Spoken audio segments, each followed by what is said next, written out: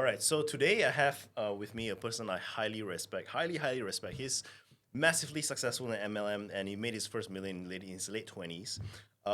It wasn't all smooth, right? He's gone through his own fair of ups and downs, like a lot of successful entrepreneurs do. But when we first met, he was already well out of that phase, and I had the good fortune to be mentored by him, and that was about 8 to 10 years ago. I can't really remember, but I was going through a very hard time in my business, a very dark time, and this gentleman here helped me through sharing with me certain mental frameworks, certain ways of thinking that, honestly speaking, if it came from anybody else who are not as patient as him, I would probably never even gotten through to me. So I'm forever thankful for that. And last year, my content about AI caught his attention, and he invited me to share in his mastermind. It was a great session, and after going through the envisioning process, he decided to join AI Client Factory. So he started this year with having this huge vision of, but at the same time facing the typical challenges of launching a new offer, as we all do, and but at the same time, he has also grown from hosting like 20 group of 20 plus people to now like over 200 people. He invited me to one of his events recently, and it was absolutely amazing. But what really makes it special is how authentic he is able to stick to his own internal alignment and his philosophy. And he didn't have to sell out. He didn't have to sell out for cash, and that's what I really appreciate about him. And throughout it all, he has been absolutely phenomenally consistent. He asks great questions, takes massive action, and so I am honored and very grateful to be doing this interview. Thomas, welcome to the show. Hey, thanks, Felix. Wow, when you share all of that, it's like 1 year. This felt so fast. Yeah. Like, I mean, it felt like whatever we've accomplished over the 1 year felt like something that could have taken 3 years. So it's just now that you just mentioned 1 year, it's like really it's just 1 year. So it's just hit me a little bit. Yeah, thinking about that. Yeah, Yeah. yeah, So I want to start. I want to do the way I want to do this is that I want to start by talking about your life journey, Yeah. especially about your journey in entrepreneurship. Show them your battle scars, and then only we talk about ACF. Yeah. And so I'm just gonna go Sure, straight into it. sure, man. What was your darkest moment in entrepreneurship? Oh, there's so many dark moments. If I really have to pick one, maybe I talk about maybe I talk about something that's more relatable at the beginning of the journey. Okay, and we talked about this earlier, right? You talk about how we all start off being optimistic or completely uninformed about the journey, right? So when I first got into network marketing, I quit my job, right?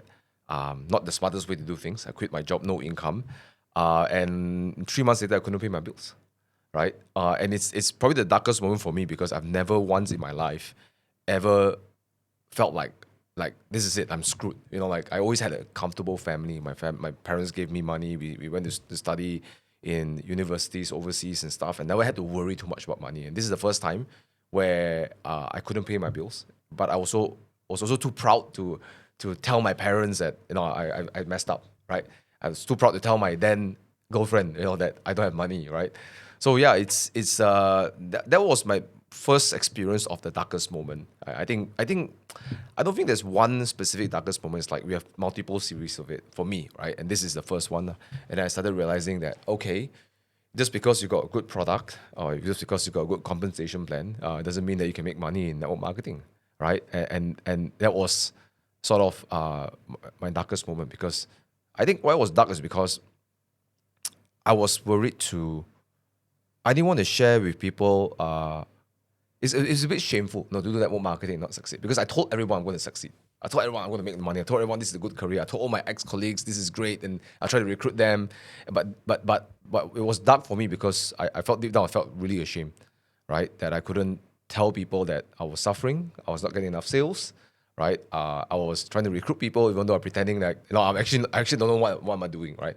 So that part was sort of the first darkest moment for me, and I didn't really reach out for help until like really I was at the end of the line, right? Yeah. So if I can share that story. Yeah. Yes. So network marketing, 3 months. I was desperate. I was calling people. I was buying name cards. I was calling people, I was doing whatever I could, like, because everyone says it's a number game, right? So I was like, okay, I'll just call. Right? Anything, buy name cards, whatever pitch.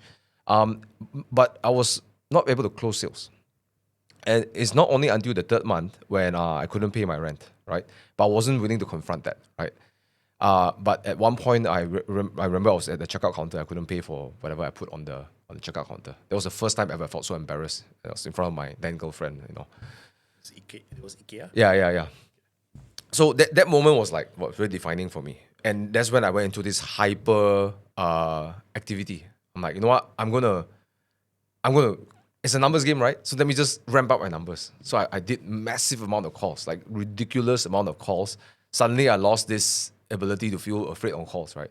So I'll make 100 calls a day, 120 calls a day, right? And I book and I line up my appointments. I was like, okay, this week I'm gonna do it. This week I'm done, right? I've got like all these appointments. So on Thursday I had a group presentation, right?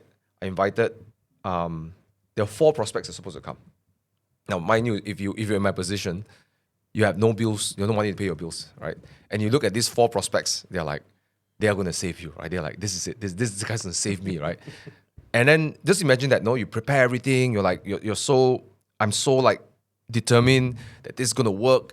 And then one by one, my presentation is at 7:30. One by one from 5 o'clock to 7:30, each of them started to cancel, right? And then only one showed up. I was like, you know what? I can work with one, right? And that night I had an audience of 20 people, mixed not just me, but other sidelines, other people brought their prospects, and I was doing the presentation. And I remember giving my best. I was giving my freaking best. People actually stood up and actually clapped. A few people actually stood up and clapped at the end of the presentation, right? So the room clapped of me pitching at them. I dropped the price at 12,000 ringgit. I dropped the installment plans, and people were like, yeah, this like people were so happy. Like I was like, shit, I nailed this presentation. Then somebody in the audience actually stood up and then started to mock me, right? At the worst time ever. I've never dealt with people mocking me, calling me names, say like, oh, then you should drink your own urine or whatever. Like this. It's just I was stood there and got bamboozled by this guy. But what it felt like a 10-minute bamboozle session, but it was actually just probably 1 or 2 minutes. But it felt like it's like like a deer, with headlights coming to you. Like I just don't know what to do. I was just frozen there, literally frozen. And my mentor upline was sitting at the back of the room, and he didn't say anything. And then my prospect, which I thought he was going to sign up and buy, left and it didn't sign up. So that was like, at that moment, I thought I should probably just quit. I just say I'm done. I'm really done. But I've just, and what was so difficult to quit was, I remember sitting on top of gardens. There was a garden shopping mall. There's literally a garden, right? There's garden shopping. There's a gardens. It's up on the top. There's all the AC, the machines and all the, all the compressors and stuff, right? So I was just lying down there. I was looking up in the sky. And why am I so hesitant? Why am I so hesitant to quit? Was because I was so ashamed of myself. If quitting means I have to admit to my circle of friends, admit to everybody that this didn't work out. I made the wrong choice, right? And I was too proud to admit that, right? So I really struggled. So that was my darkest moment. And the second one, I said, you know what, Thomas, we're not done yet. We got Friday, Saturday, Sunday. And Sunday I had one presentation, my final presentation. And that guy shut the door before I started the presentation. Wow. So I drove up to his house. He came back, opened the gate, he drove the car in, unload all the groceries to his family. And then he closed the outer gate. And then the inner door, there was so you have an inner door, there's like a wooden door and the grill. So he left the wooden door open, he left the grill closed.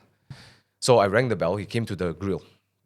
So I could see him, I have the gate, we have the grill, I could see him. And I said, we have an appointment, right? And he says, yeah, we have an appointment. And he shut the door. So at that point, where I have no money, right? I remember my bank account was like 130 something ringgit, right? So I'm like, no money. My final presentation, I maxed out my credit cards, right? And I got all these things prepared. And then it just felt like my whole world shattered in front of me. Just one after another. Yeah. And and that's why I felt like so many mixed. Just going back there, just I felt so much emotions. Like it's unfair, it's not meant for me. It's just this whole spiral of like being really like super negative, right? But the funny thing was because I think at that point I was just thinking I did everything right. I'm not afraid of hard work. I can work. I can call. I can do presentation. I'm a good presenter. I can talk very well. So what's the freaking problem, right? How come my uplines could make money? Maybe they're lucky, right? Maybe they're older or whatever. So I was in this whole spree of like self-flagellating, right? I was going after myself. I didn't feel good about myself. My mental health was poor, right? But I think the point is that story led me to realize something. It was actually what I needed. Now I look back, it's exactly what I needed because the lesson I learned in that 3 months was that I needed to get the right skill to make money, right? So no matter how good an opportunity is, if you have no skill to extract the benefit of an opportunity, you can't get anything out of it. So for example, I have a great product, I have a great compensation plan. I just didn't know how to close people to want to sit down with an appointment with me, right? Number two is I didn't know how to close them so that they can actually pay me money for whatever I was selling, right? So I have to sort of like take a step back and realize that it's not just hard work, right? Because I think a lot of people start their journey, they always think that it's all about just hard work, right? If I just work hard, put in the hours, right? And that's all I needed to do, right? And that's why, I think the darkest moment gave me my first gift, which fundamentally transformed my whole life because now every time I take on a project, if I can't achieve the results, instead of beating myself up, the question I ask is like, okay, what skills are missing? What perspective is missing, right? What mistakes am I doing that I cannot see for myself, right? So I think every darkest moment is just an opportunity to reflect. You know, um, some people use the word sin, and one I learned from one of our mentors, Kenneth. He said sin is not about doing something bad. It's just like you're missing the mark. Right? You're living in falsehood. You don't see the truth for what it is, right? Yeah. And so for me, and the entrepreneurship journey was the sin at that time was I was I don't know how to close. And that's it. Actually, if you just think about it, it's like actually so simple. It's quite simple that the whole problem. But I think I just wasn't maybe I was too egoistic to actually realize that I needed training. I needed like skills, right? I needed some hard skills, right? To actually do well. And then fundamentally from that day onwards, I became obsessed about picking up new skills. Yeah. I was becoming obsessed about what strategy is Felix using, what strategies I'm trying to like always like learn from other people, right? So I'm always like picking, even though I don't need the strategy, I'm just always trying to steal and more. I say steal, but get inspired by other people's strategy, right? Yeah. But that was one of my darkest moments. I know it's a long story, but I hope that That's what we're here for. yeah. Yeah. Well, what you said at the end, constantly trying to learn new skill and see what you can steal. I think that's one of your best qualities. Because you once told me before that you have faith in yourself that no matter what program you go, you'll be able to extract the most out of it. And I find that to be aspirational because inspiring because a lot of people can't do what you do. And I think that what you mentioned about ego that strikes a hard note really because it is due to this humility that you're able to learn from whoever. I think that a lot of times people like a good student learns from a good teacher, but a great student learns from anyone. So what you said there, like it's like it hits that point really really well. I want to go back to the gentleman who mocked you. Now at that point in time, I can feel, as you were saying, I can feel the difficulty because being broke is a struggle. Being broke and have imposter syndrome at the same time because let's face it, it's like you're trying to teach people how to make money, but Yeah. yourself you can't Yeah. do that, right? Yeah. It's like a double whammy of Yeah. struggle and constantly having the evidence to back up this story. First, the gentleman who mocked you, and then that guy who shut the door in your face, knowing full well that he made the appointment just to insult you. I think he just made an appointment because I was too pushy. Actually, he didn't want to. He didn't want to. Yeah. So see, I was not skilled enough, right? I thought Yeah. an appointment is an appointment. Oh, Yeah. so I know you froze, but what compelled you to do the appointment again? You were already thinking about quitting. Oh, actually, I was thinking about quitting, right? So, but I was thinking to myself, okay, I got one more appointment left, right? So I'm just like, okay, I'll just Just do it. do it, and then we'll see what I end up with. But actually, truthfully, I was sort of half foot out already. I was really like, I'm really like, maybe this is not for me, right? I really started to, in between appointments, I was looking for job applications. Should I go back to the hotel? You know, go back to work. So what kept me going was I was trying to delay the inevitable because I don't want to tell my parents and tell my family, my circle of friends that hey, this didn't work out for me. I'm going back to work. You know, like, yeah. So it wasn't anything positive or glorious that I actually continued. To be honest, I felt like I was just like drifting along. Yeah, I think it was more of that. Yeah. So I heard you go from that point where the guy shut the door in your face to the point where you realize, okay, I actually need a skill. What I'm missing is what made you go from okay, this guy shutting the door in your face to now, okay, I really need to go and learn the skill. So there was one guy in our company who was a top closer. He was top sales in our company, at least for our branch in KL. And what I did was I remember sitting through one of his presentations, and he was probably the only speaker that didn't have any slides. And he was explaining multiple scenarios of how he closed people. Then I thought to myself, all right, perhaps okay. I think the first thing happened was like the first thing happened was like I tried to I was looking at people who are successful. And maybe I'm just like, okay, so what's the difference between me and a person, right? So I went from, that was the first time that everything changed for me. It's like, okay, what's the difference between me and a person? So last time I used to think like, oh, I have all these skills. I keep focusing on what I have, which is like, I'm good at closing, I'm good at presenting, I'm a natural speaker, you know. So I kept looking at, I have this, I should succeed. So it's a bit of entitlement, right? To you know what? It doesn't matter what I have, right? Yeah. The only thing I need to know is the gap between me and this person. That's quite a shift, right? Quite a shift, yeah. So yeah, I used to think because I have this, I should succeed. Maybe because it's the upbringing of going to education, traditional education. So I got a degree, hence I should this, right? I am this position, so I'm in line for the next promotion, right? So like there's a lot of should and should haves. To like, you know what? It doesn't matter, right? It doesn't actually no, it doesn't freaking matter. I think being broke can give you that kind of power sometimes. Like a lot of things don't really matter when you have to pay bills, right? You know. So for me, it's like you know what? Fuck this. You know, maybe I'm not as good as I think I am, right? And it doesn't matter if I'm good at speaking, I'm good at product presentation. Maybe I'm just, there's something missing, right? There's something, so I was just like, okay, let's make it very mechanical, right? He's better than me. What's missing? And therefore, he get better results. Yep. What were you feeling the moment that person shut the door in your face? Whoa. Well, it's a tough feeling, man. It's how do I describe? It's like a glass floor underneath you just shattered, right? And it's kind of like a K drama because like the rain actually came right after that. It literally rained, except my car.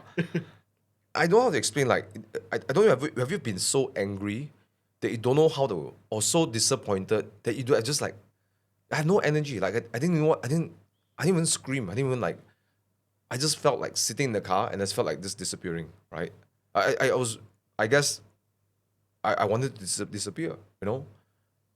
Yeah, it felt, I didn't even blame that person. It was just like, yeah, it's like that total despair. I think the word for it, I felt in complete despair, right? That's it. This is the end, you know, and this is like, even the end actually felt better than the situation. That's how it was, right? Yeah, I remember that Honda City that I sat in.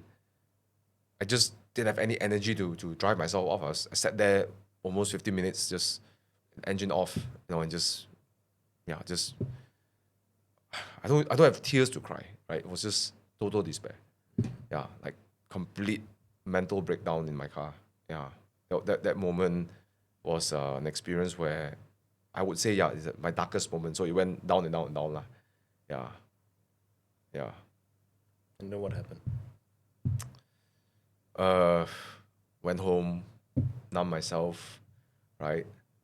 Took little money that I have and go and buy some beers, which is probably not the smartest thing to do, right? Yeah. And I was just didn't want to think about anything. I really was actually thinking about like, yeah, how am I gonna like that ending it would probably be easier, you know. Yeah, so yeah, that was what happened. Yeah. It's a very interesting moment now. Now that we talk about this, I hardly reflect on this moment, you know. Yeah. Yeah. You know, the funny thing is, most successful people I know wouldn't be willing to talk about stuff like this, but when they do talk about stuff like this, there's a lot of similarities. Yeah, this is the depth of the darkest moment. I think a lot of people who are successful probably go through something similar, even if the circumstances and the stories are different. Do you remember when was the, because right now that was your darkest moment, right? But there's still some distance between that moment and the moment where you went to hear the presentation and that speaker that you said have no slides. Yeah. So there must be something that, even though you at that point in time you just don't care anymore. Yeah, yeah. You just don't care anymore, Yes. right? I don't care that I don't care. Yeah. From that to the okay, I'm just gonna make this drive to this presentation. So what happened in between? So we have our weekly. So it was a routine. Every week on Wednesday we meet. Right, all our team members will meet. So I just drag my feet there, lah. Right, just like you know what, I don't have a job anyways, right? So might as well just just go to the meets, right? And then from there I sat through the presentation, and then I walked up to him, and I felt at that moment I felt a bit inspired because I'm like, yeah, I don't know what happened in that meeting, but I thought to myself like, you know what, if he can do it, I can probably do it as well. I just need to find out the gap, right? So I begged not only him, some of the like people who are doing well in sales, like just walk me through the process, right? So I became like completely like, I would say what happened was like, I made a decision to like completely submit to the situation. Submission. Wait. So in your darkest moment, In the darkest moment, no, not then. yeah. So we are still in the darkest moment. I am really curious about that. It sounds like in your darkest moment where you just don't care and everything is just pointless Yeah, already. yeah. Routine is what saved you. Yeah, routine. Yeah, every Wednesday we go and meet 10 o'clock in the office. Yeah, yeah, which is interesting, isn't it? Right? Yeah. Now they talk about it. Yeah. If I didn't have that routine, I probably would have quit. It sounds like such a small thing. Small thing, right? Yeah, routine is like okay, there's a meeting. Yeah. It sounds like such a small thing, but because at that point in time, it sounds like you have already created a habit of doing that, and so you just managed to somehow drag yourself, and in that moment, you found the way out. Yeah. But I guess I could have gone in and not do anything too. But I think that, but that just somehow rather that moment gave me an inspiration, right? You know, so right, because I could have gone in that routine, but not look for it. Yeah, but yes, the routine has to be there. Not the opportunity won't be there, right? You know, but yes, the routine actually helped me. But I think in that moment, I don't know what is it. I just there was a moment of realizing that you know what, I'll just submit not to a mentor. I think submission is a very powerful word. A lot of people don't think that. I think especially in today's world, it's like people want to dominate, want to do well. I think submitting is a superpower because submission is not about I'm below something, right? It's facing, and I always explain this to a lot of my clients. It's like submission for me is like, you know how a lot of religious practice is when you literally bow your head to the floor, right? And I think that's a form of submission. Not to for me is putting your head to the ground. Like this is it, right? This is it. There's nothing else but this, right? The only thing that matters is right now, this moment, right? And I think submitting is that. And I think great students, and this comes from also Robert Greene. He says there's the art of being an apprentice, right? And how to be a great apprentice is to first submit. Learning how to submit is a skill. Right? It's a skill to know how to submit. So for me, it was like I just submit into reality that, you know what, doesn't matter what I have.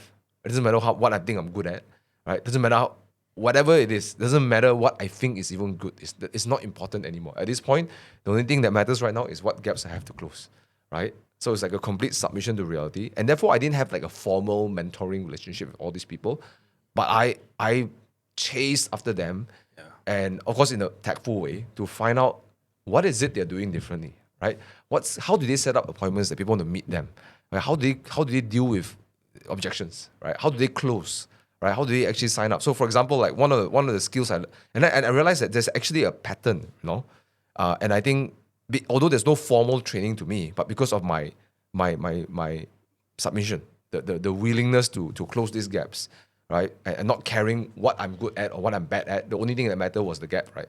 I sort of like my ego just sort of like disappeared in the whole process. And now that I talk to you, it's like funnily, it didn't actually felt like a long time. It was within just a week plus, I was really making money again.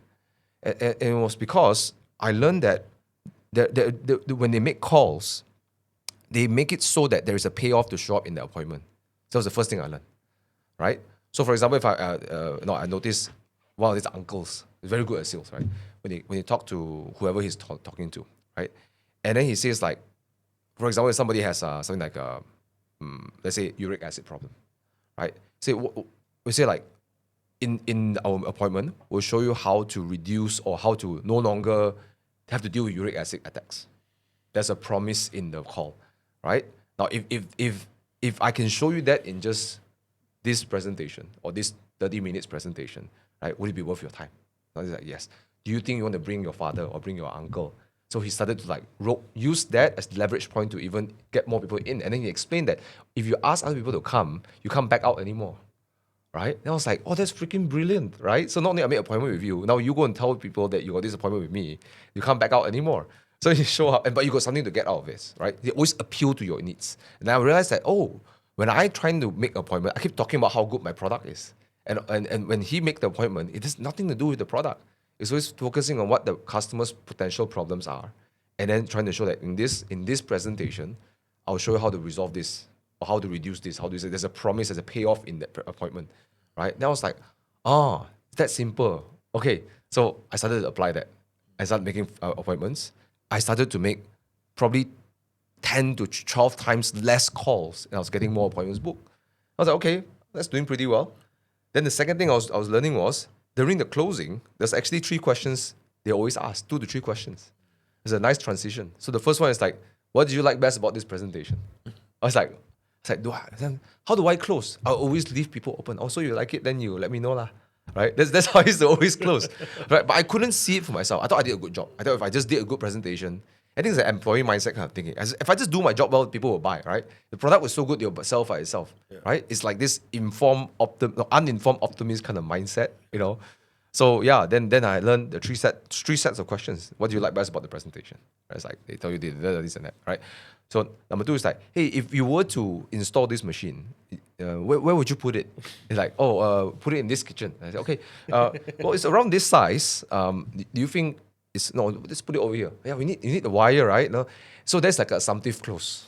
I was like, and the third one is like, when you want to install this, it's like 3 questions close. And I know what? I copy these damn 3 questions. And so I can say it like this because I've been saying, just do it. And that's it. And it's like, so what's missing? The gap between despair and having productivity, feeling good about my work, right, is actually just a few set of questions. And what doesn't, and it got me thinking, like, what stops me from seeing all of this is actually, I know it's going to sound so cliche, it's just ego, right? It's just ego, because my ego is how things should or shouldn't be. I got all these skills, I got all these things, I got all these things. I'm good at speaking. I'm an ex-hotel manager. I'm really successful at my age. Like, who cares? Nobody cares about that, right? I shouldn't care about all of that too, right? The only thing that matters is actually that. And I realized it was just a set of questions. I didn't have to change my presentation. I was already doing pretty well. It's the gap between despair and actually good money is actually just a few questions. And that got me really like, so that month I made my first 5 figures. Like, I never once seen 5 figures in one like, if I tally my income in 1 month, right? I never seen 5 figures at 24 years old. Then I was like, shit. Of course, it didn't change my life because I had to pay my debt back. I settled my credit card debt and everything. But from that day onwards, I never earned less than 5 figures in my life. And that's the difference between a few questions. So it got me obsessed. My whole journey from 11 years to now is that I'm always thinking about, what can I copy, steal, borrow, right? If I want this, then I only have to just close the gap, right? And it's not like I don't know how to say this, but for example, I love watching people close people. So I will go and attend webinars, just to see how people close. Now, whether they are a good closer or they are a lousy closer, right? I'm going to learn something from them, right? If the good ones, I'm definitely going to learn something. Bad one, also going to learn. I got this mindset that I'm going to learn anything anyways, right? Nothing's going to be wasted. So I'll just sit through a webinar, sometimes just sign up for some evergreen webinar and see how the guy pitch. And then sometimes it's like, I have one experience like someone in the audience actually said, here you go, you're gonna sell already, right? And I even called out to the audience.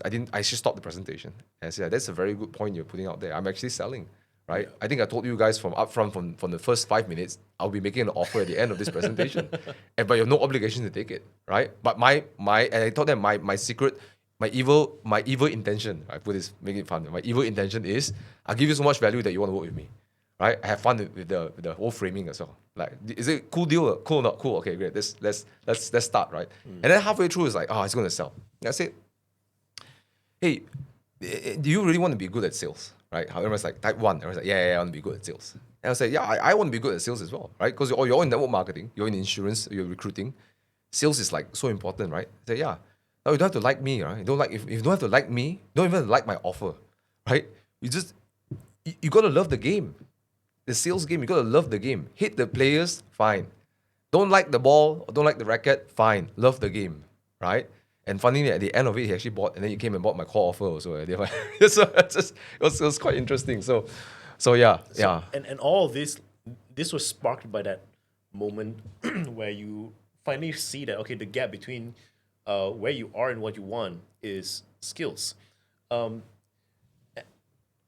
it was so fast. It was like 1 week, you said? 1.5 weeks. One and a half weeks. Yeah, of course, Wednesday, I started to talk to all the mentors. Yeah. And then I started to shadow them that weekend. Wow. The following week, I made my appointments. And in those appointments, I was really closing sales. And that made you, and I guess the evidence of the process working caused you to be on this rampage of obsession, being like figuring out sales, figuring out the skills necessary to make more money. And now you're actually teaching people all these things. How long did you stay in the despair state for? I think it's probably like three days. Like Sunday was the day I felt I got slapped really hard, right? But I was really feeling despair the whole time actually. Okay. But I felt the deep despair was probably just 3 or 4 days, which felt like forever actually. How long were you broke for? How long was I broke for? I think it wasn't that long. I would say a month. Yeah. A month? A month, yeah. And before that, you were using your credit card to sustain yourself? Everything using credit card, my savings, non-existent savings. So it's kind of like, going down and down and down and down and down and down. Yeah. How long were you in the journey at the point? 3 months. 3 months. Yeah. So when you quit your job, I actually kind of know that was going down, but I was just refusing to see it. Right. I don't know if you guys ever have this experience of like, you're going there, but it's like I don't. If I don't see it, then it's okay, right? Yeah. So I was really, so I guess like I was really feeling the despair in very small doses. Yeah. All right, but I just wasn't ready to confront it. Yeah. But having that said, now interesting is like, if I knew it, I would have just confronted it earlier, right? Yeah. Right. Confronted the despair. So you quit your job to go all in, and from then onwards, you started subsisting yourself with savings and credit card, and then finally you reached this point where I was like, okay, totally broke. And you were staying there for 1 month, so it's like four months of minimum, and then you got that point of darkest. 4 months of transformation, 4 months, yeah. There are many people who stay in that phase. Let's call that the phase, the struggle phase. There are many people who stay in the phase for many more months, more than 4 months, and years. Some of them for years, right? Some of them even decades. Yeah. And there are a few specific things that you did, a few calls you made, decision-wise, that really changed your trajectory, I would say, from the sound of it, right? First, you started being hyperactive. You called. You just make a ton of calls. Yeah. And then after that, you just keep trying. You went on stage and you started presenting. People mocked you. You still stood there. You still finished. You still wrap up. You persevered. Yeah. And then after that, because of routines, habits, you drag your ass to that meeting that finally changed your trajectory. Yeah. There are many people who can't even make calls. There are many people who the idea of standing up on stage terrifies the living shit out of them. And then after that, there are people who would just quit, even like they're gonna abandon everything. So I'm pointing out what you did versus what most people do. Why can't people do what you did at that point in time? That's a hard question to answer. Uh, I guess one of my traits that makes Thomas is I'm stubborn as hell. So to my own, maybe it's like I to my benefit and also to my disbenefit. Sometimes I'm really stubborn. So I guess I was really stubborn in the sense where I really quit my job. Maybe it's ego, right? Also, there's a small part of ego playing. It's like I cannot turn back, right? I cannot go and tell people that this whole business didn't work, right? So I guess what really pushed me through was that I have to make this work, right?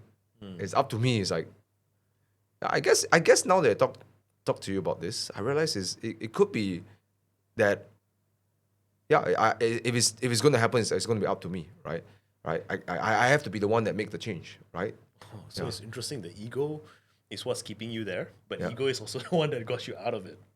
Yeah, I mean, I guess like there are also certain egos that are required. I think Yeah. I don't think ego is fundamentally bad, right? I just think there are situations where different egos are needed, right? Or whether it's supportive or not supportive, right? Because expression is a form of ego too, right?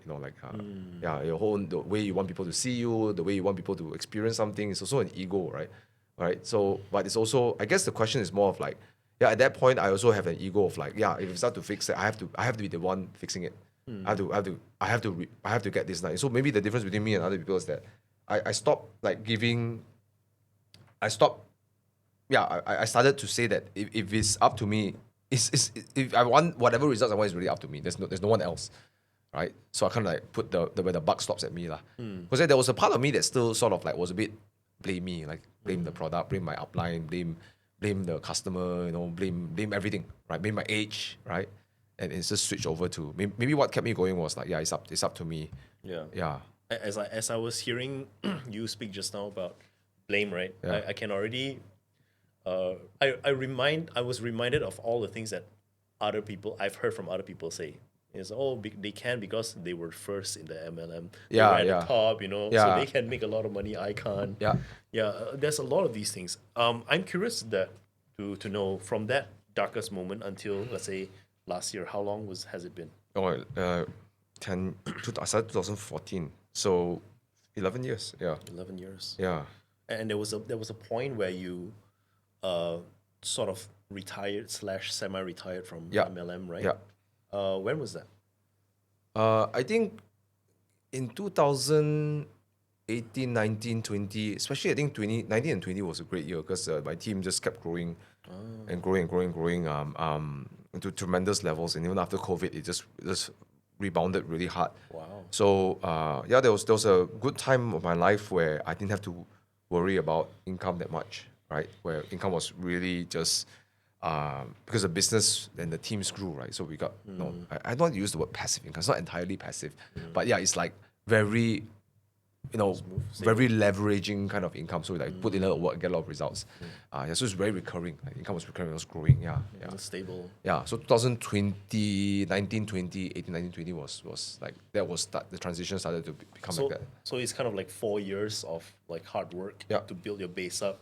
I would say actually, if I think about the hard work I did, I would say around 2 years, to be honest. Yeah, the 2 years.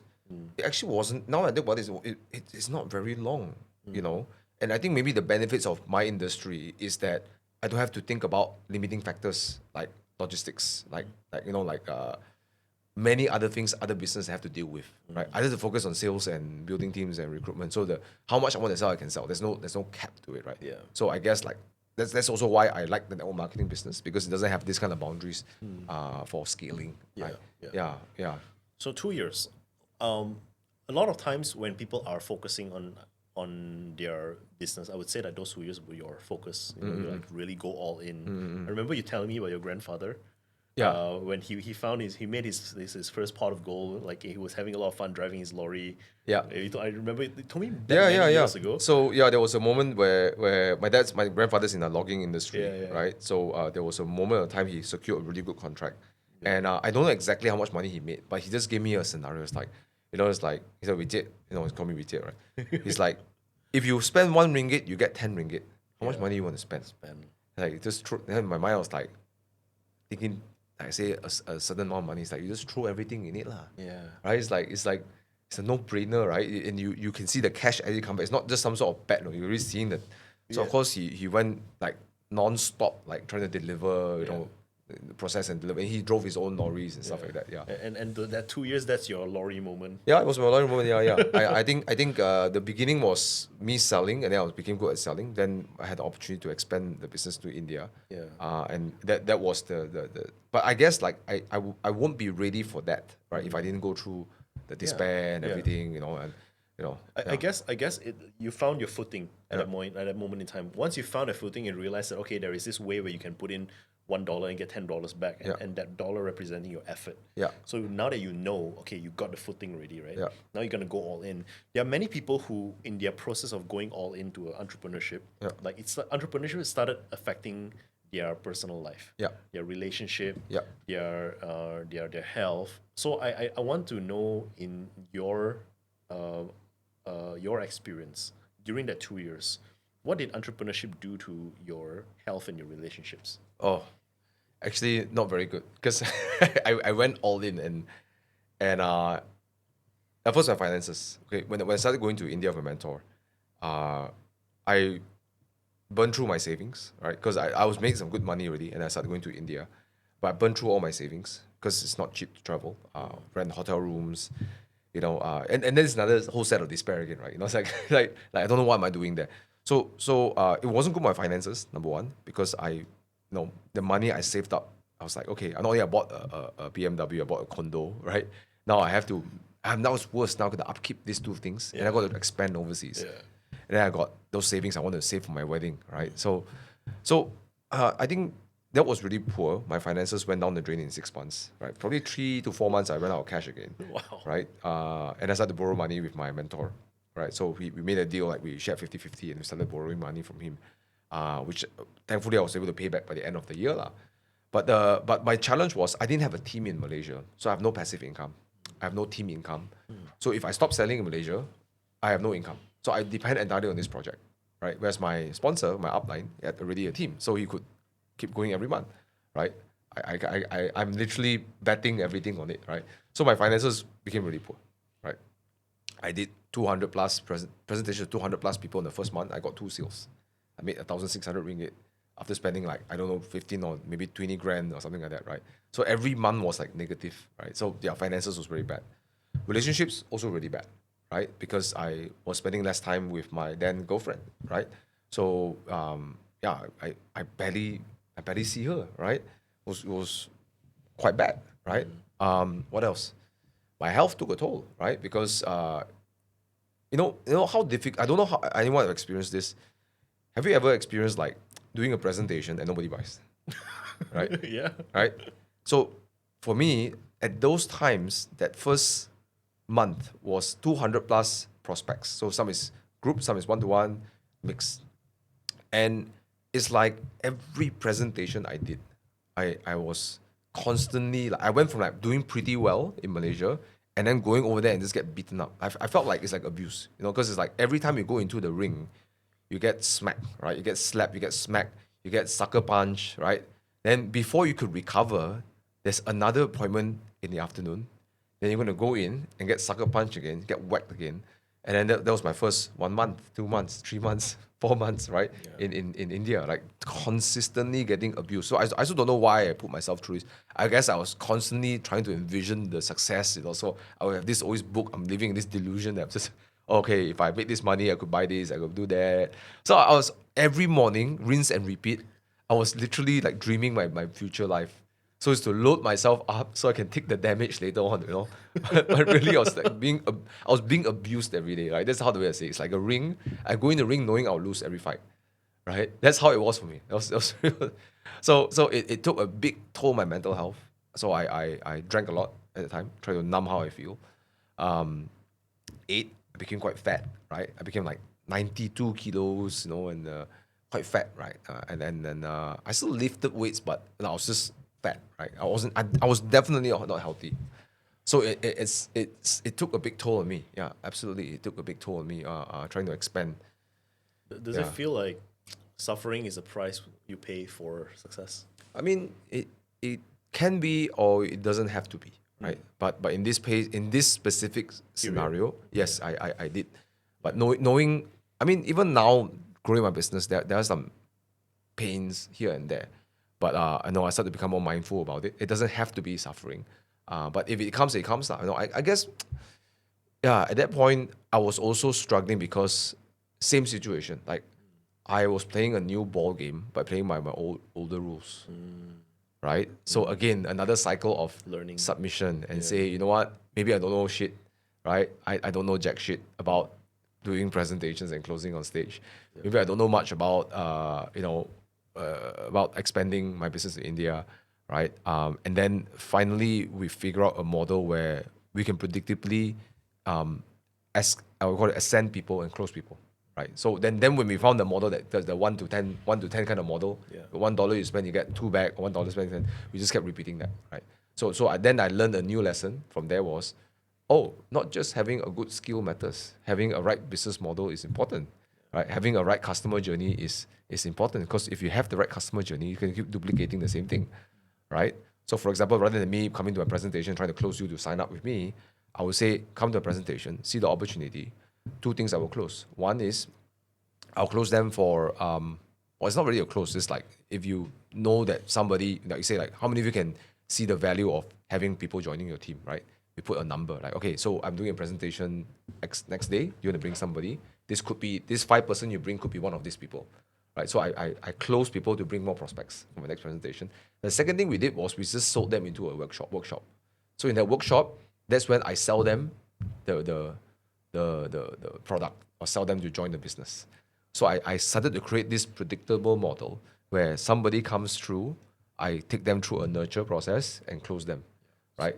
So it's that learning this model was again like an alteration to my business. I have to again say, like, maybe I don't know much, but the moment we figured this thing out, we just kept repeating the same thing again and again everywhere we went, and then we just scale up like crazy. And then our downlines copied the same thing, they do the same thing, and then they succeeded, right? Because you were the pioneer. Yeah. You know? So it's like, from what I'm hearing, it's like a lot of times people say that, okay, I want to go for blue ocean strategy. But what they don't understand is that blue ocean comes with a whole host of problems as well. Yeah. Not knowing the nuances of a market, like what you did. Like you were a stranger in strange land. You were just the 3 of you, right, at that point in time. Yeah, 3 of us, yeah. Like, you didn't know the nuances of the market in India. Nobody has ever done this. There's nothing Nope. for you to model after. Or Well, there are duplicate. some people who went in, but yeah, nothing much to model after. Nothing Right? more, yeah. So you have to figure everything out from scratch. So that's fascinating, you know? Yeah. Yeah. Like, But the moment that really changed for me was that. Well, I was just sorry, I'll interrupt because it's like there was one point I'm just like, the reason I suffered was because I was putting myself on an auto cruise. Every time my life suffered was when I was like trying to just do things without any input, right? It was only every time when I invited input or started to reflect or started to be really humble and say, or just forget the word humble, it's like just submit and say, because yeah, I could have just continued and just run my well dry and owe my upline a lot of money, right? But it was now that I reflect, it's always in the midst of my suffering, it's forces me to think what's missing, right? That's why I say, like, it doesn't have to be necessary, right? Suffering is not necessary, right? If something's not working, there's some pains, and the pain should be some sort of indicator for you to start looking before it gets worse, right? Yeah, it doesn't have to be bad, right? So I guess that's why mentoring is a very important part. That's why I get jump into calls with you, just to see what else I may be missing, right? Because I don't want to wait until it becomes really bad, right? Before I start calling the doctor, right? Yeah. You know. So I think I want to interrupt that because I just wanted to be able to share that point itself. Yeah. yeah, good. Yeah. All good. I think that's valuable.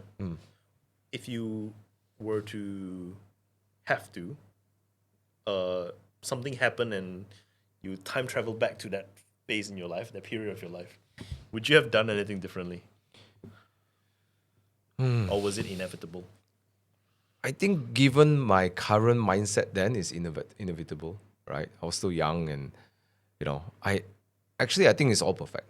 I know it's very easy to say it right now where I'm sitting, but truthfully, it is what I needed, because now that I think about it, my struggle became my my contacts to deal with my clients, right, who are refusing to change, for example, right? My struggle became how I have the license to tell them, yes, I know how difficult it is to really do your best. Like you really do your fucking best. Like you put everything out and still feel like you can't get what you want, right? It's a very shitty feeling, right? Because it confronts you to really think like I should quit, right?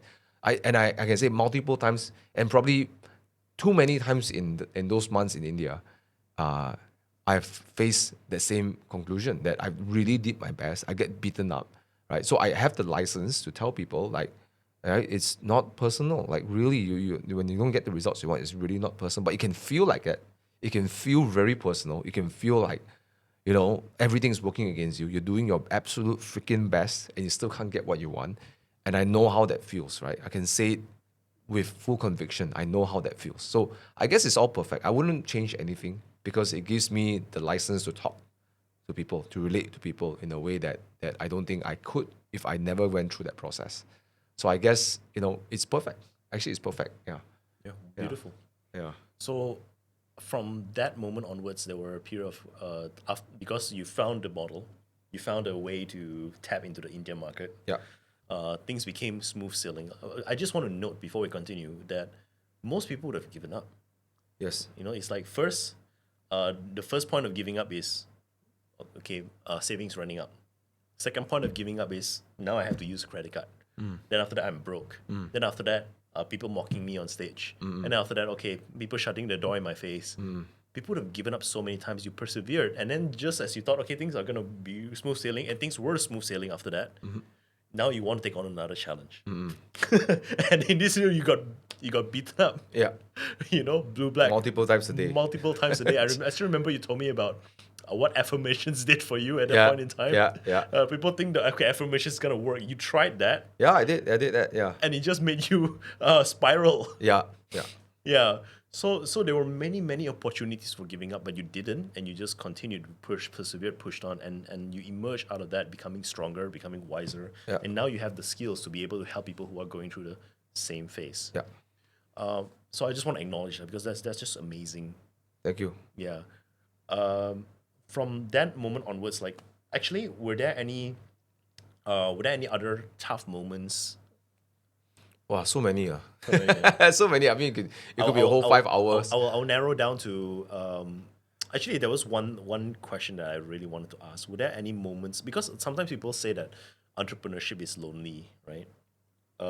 Because you went through a lot of transformation through business, and sometimes the transformations kind of isolates us from the people who we knew, who likes the previous version of us, but not the current version of us. Yeah. So were there any moments in your journey where you had to say some hard goodbyes? How do I say this? I never felt like I have to sort of end a relationship formally, right? Or explicitly. Sometimes the relationship just sort of, finds natural death, right? So I never really had to sort of say goodbye. It's like, oh, because I'm on this journey and we're not values aligned, we're going to say goodbye. I never had that relationship. yeah. I just felt it just started to slowly just fizzle out in its way. It's natural course. Like, and I think it's in a way, yeah, it's. I know I don't even see it as painful. Actually, for me, it's not. Maybe because I'm one of those person that I don't have a. I may look like I have a big circle, but my circle is really small. Very honestly, I feel like the people that really the only people that really important to me is like my mom and dad, my brother, my sister, my niece, my wife, my in-laws, and not all. I mean, not. I have a very small circle, and I only truly care about these people, and whether I can continue to give affection to them, and can they also give me affection back and forth. It's the only thing that really matters, right, for me, So yeah, as long as they're healthy, then I can keep reciprocating and keep giving affection to them and back and forth, and that's all that really matters to me, right? I only bother to try to like fix those relationships if something's broken, right? Let's say it's like if there's any like misunderstanding, well, I will only clear up with those people.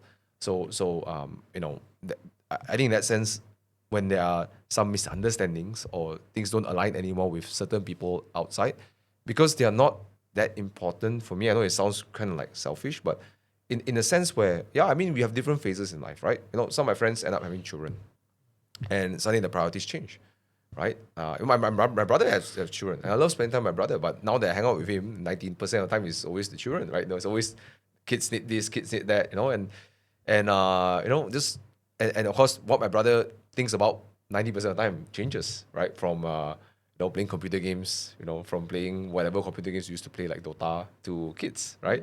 So it's natural, right? So I don't think that is a painful thing when I lost relationships in that sense. Yeah. Good. Yeah. So, last question Yeah. before we move on to ACF. Yeah.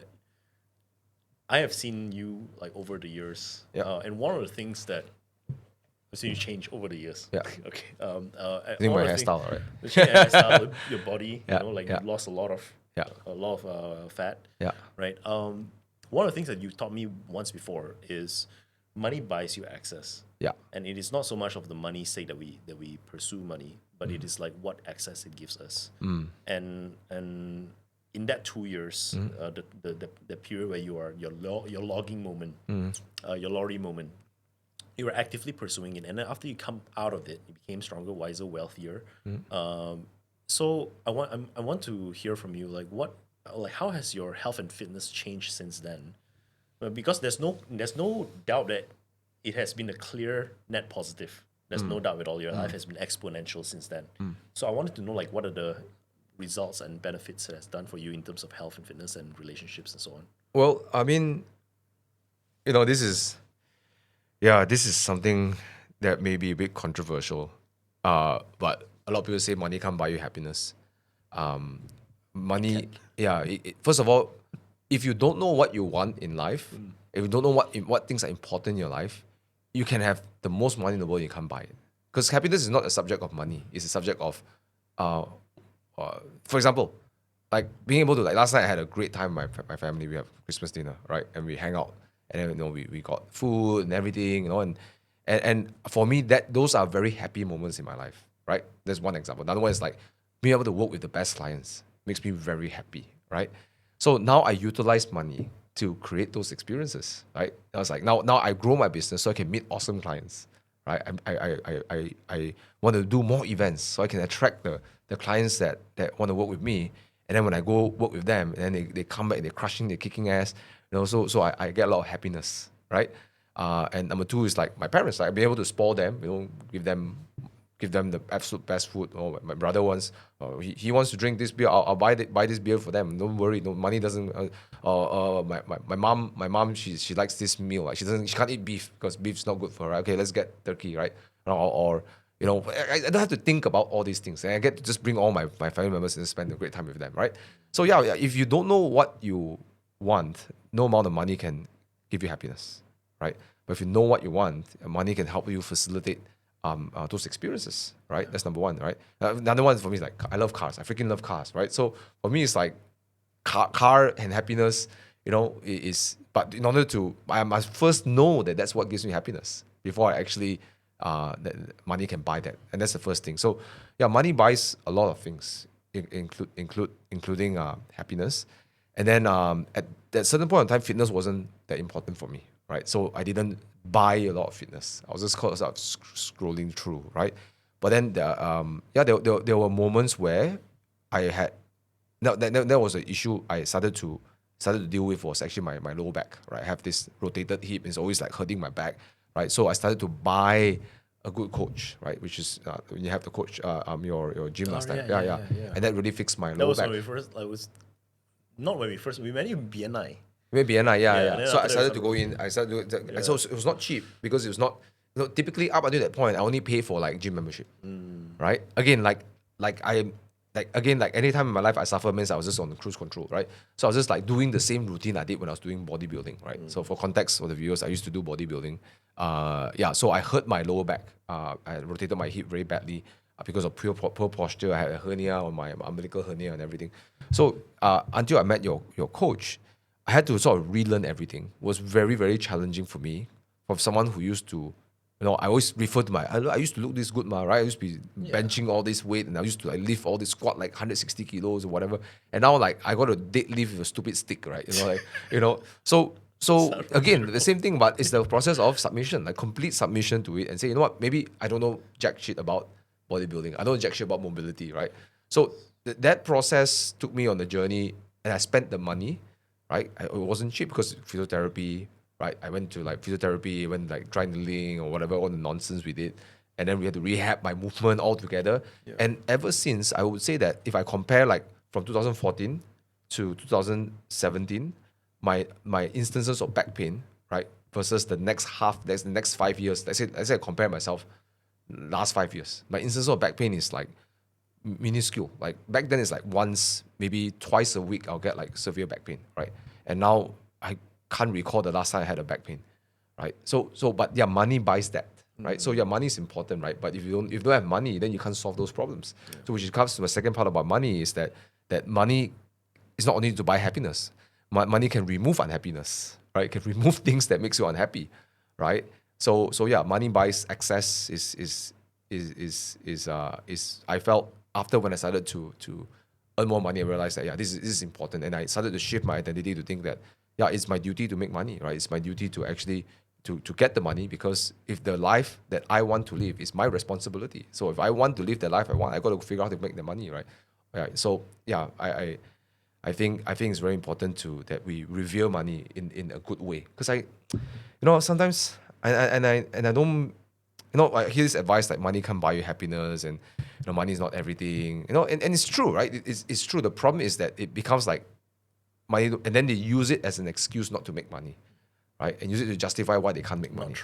Not trying. But when in fact all of us are born with talents, with some sort of vision, right? We can actually make money. I don't think myself to be very talented as a person. I don't see myself to be talented, honestly, right? But I see myself just to be like hungry. That's it, right? I'm not super talented, right? I know I'm better than certain things. But what I'm trying to say is that if it's like all I needed to know is I just needed the money, and I just need to go and get it. That's it, right? Don't make a big deal of it. Don't sort of romanticize it and everything. It's just a matter of fact, right? I've always believed that we are born with, and even if we are born talentless, we are born with the unlimited ammunition of effort. Yeah. It's always fascinating hearing you talk about money. Yeah. Yeah. So thank you so much for that. You're welcome. Yeah. I want to end this with talking about ACF. Yeah. So take us back to where you were last year when we first started working together. Oh. Yeah. What were you working on at the time that inspired you to come in to seek me out? Okay. The thing is, and that's also my experience with you, right? That people can change. People can fundamentally have huge change, and for me, it's like it felt like a short period of time. So, for at one point, I always explain this to some of my clients who don't understand what I'm saying when it comes to like building personal brand or authority, right? I feel like, so first of all, what happened was I was looking for ways to improve my team's performance when it comes to social media, and then my way was doing videos, which a lot of them couldn't duplicate, right? So I think what happened was I started to read. Actually, even before I approached you, I've always been reading your comments on Facebook. I would never comment. I never click like and share. I'm one of those idiots who never click like and share one, right? I probably most I'll do is save, right? Save, right? But this save button is very good, right? Very important button, right? So I kept reading, and I think it took me maybe just 1 month from the moment I decided that I needed some sort of input into AI and everything. And less than a month, I think, I just said, you know what, I need to learn this, right? So I recall, I just picked up a phone call. I didn't even leave a message. I just texted you. I just called you and said, hey, I want you to share how you get clients online with AI, right? And then you came and you did the whole presentation. And I felt like I was the biggest winner in the room because I was the one like learning the most, even though I had 20 of my downlines there.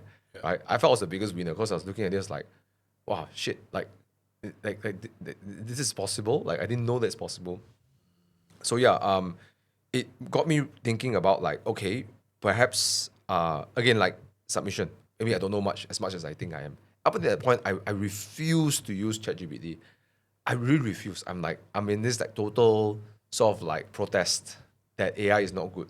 It's all hype, right? If it's so good, then everyone should make a lot of money already, right? But guess what? No one's making money with it, right? And all my downlines who are in India and Malaysia who are writing with AI is like, I can see all your posts are written by ChatGPT. I can literally see that, right? So I have no reverence to ChatGPT. I was like, I don't believe in this nonsense. No, when you shared that ACF process, I was thinking to myself like, hey, actually can no, right? You know, right?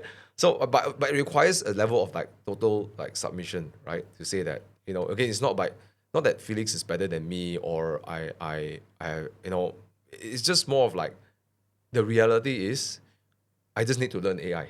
That's it. I just have to learn AI. I have to learn processes. I have to revisit my business model, right? So I think that's how it all started. But what's interesting is that it didn't take long for me to start viewing you as an authority. Because back then I still was a friend, right? Or maybe like mentee. I just think more like friend, right?